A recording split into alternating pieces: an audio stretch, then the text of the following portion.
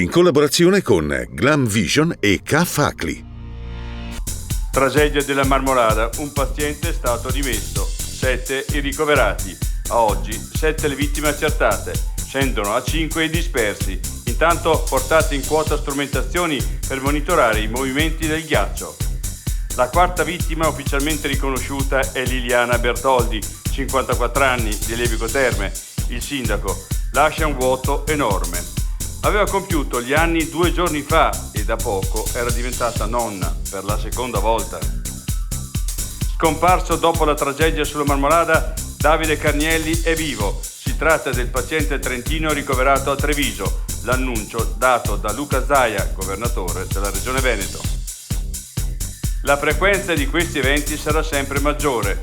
Dopo la strage sulla Marmolada, avvertimento degli esperti, colpa dei cambiamenti climatici. Ancora sulla tragedia della Marmolada, la SAD. La montagna non può chiudere. Atto di coraggio dire stop quando serve.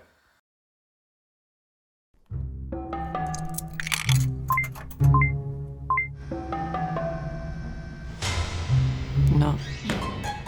Dai.